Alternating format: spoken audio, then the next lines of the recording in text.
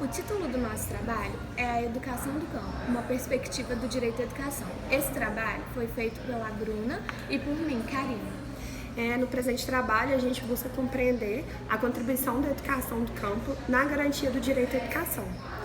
Para fazer o trabalho, a construção dele foi utilizada a pesquisa bibliográfica. A gente utilizou os conhecimentos do Paulo Freire e da Roseli Caldarte, que foram o nosso marco teórico principal. A educação do campo ela é tida como forma de promoção do desenvolvimento de indivíduos e sociedades. Além de ter um longo histórico de evolução dentro da Constituição, o que é abordado inicialmente no artigo. Como forma de garantir o direito à educação, o ECA estipula alguns deveres que devem ser cumpridos pelo Estado como forma de auxiliá-lo. Pode falar. E aí, nesse sentido, a educação do campo, ela vem para ajudar na garantia do direito à educação. E aí ela tem como principal objetivo dialogar com as dificuldades e com as necessidades da população campesina, que durante muito tempo foi colocada à margem da sociedade. No Brasil, no processo de industrialização, que foi feito muito precariamente, foi feito de forma que promoveu muito o êxodo rural, que fez com que as pessoas ficassem excluídas mesmo da sociedade, com que as condições financeiras delas, que estão no campo, fossem bem abaixo. E essas pessoas, muitas das vezes, elas vivem da própria produção, o que é a maioria dos casos.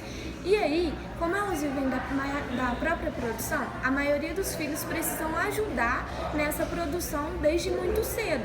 O que acontece? Eles acabam saindo da escola. Por quê? Além da escola não dialogar com as necessidades dele e não trazer uma perspectiva de o que eles vão fazer com essa educação que eles estão recebendo, isso também eles não têm como conciliar as duas coisas. E aí o que é feito?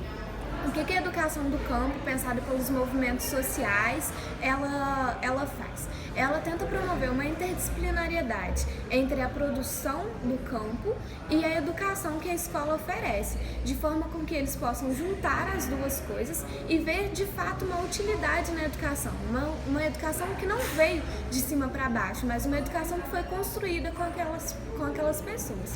E aí, dessa forma, os movimentos sociais começaram a travar nos últimos anos uma luta pela terra e pela educação. E aí esse movimento foi chamado de movimento de educação do campo, que é hoje uma das principais temáticas que a gente vem retratando. No artigo 206 e 205 da Constituição, trata que a educação, ela além de ser um direito, ela não é um direito apenas a ler e escrever, mas ela é um direito que traz uma formação cidadã para as pessoas.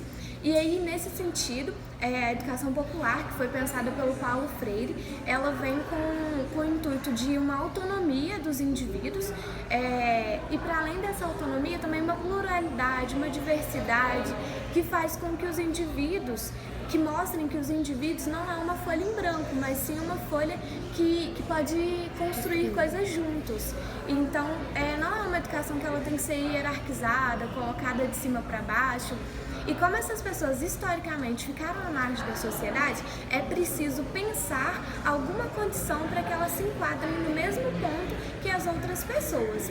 E aí a gente chama isso de equidade, o que não fere o princípio da isonomia, porque apesar das pessoas serem iguais, tratadas como iguais pela legislação, elas têm diferenças que foram trazidas pela desigualdade social que a gente sabe que existe no Brasil. E a população do campo, ela geralmente fica durante 5 anos na escola, enquanto a população urbana fica durante 8 anos, o que é bem menos, mas ainda assim é um tempo maior do que o tempo que a população no campo. Então a gente vê que a educação, além de estar precarizada, no campo ela não atende às necessidades, e aí nesse sentido é que a gente precisa de uma educação que de fato atenda às necessidades. E por isso é que a gente acha que a educação do campo, ela contribui para a efetivação do direito à educação. E aí é isso. E aí entra a necessidade também dos movimentos sociais e da criação de um novo espaço de educação para atender a demanda de toda essa população.